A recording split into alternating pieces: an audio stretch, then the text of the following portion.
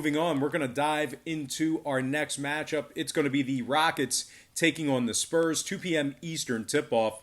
We're looking at a good old-fashioned pick-em contest with a total at 232.5. The Rockets are coming off a nice 17-point victory over Sacramento, where they put up 129 points in that contest. They also beat the Lakers by 16 in their contest before that. This Houston team is currently 4-1 straight up in their last 5 in the bubble, and they went 4-1 against the spread in those very 5 ball games.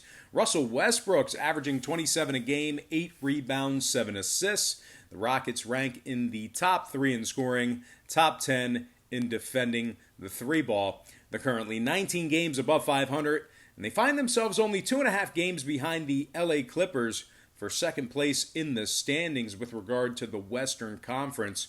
They're taking on a Spurs team who lost 2 out of their last 4 themselves, giving up 132 total points respectively in each of those losses.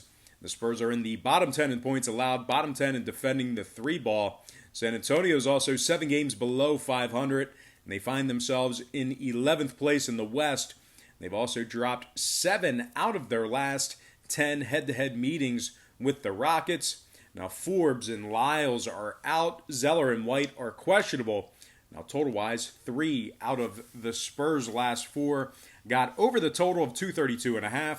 The Spurs are officially 67% to the over in their last 9. Meanwhile, the Rockets on the other side saw 3 out of their last 5 in the bubble get over the 232.5 themselves. Give me the Rockets winning this one straight up in the over 232.5 in that game. All right, next matchup. It is going to be the Suns taking on the Sixers, 4:30 p.m. East. The Suns are the 8-point favorite. Total's 224.5.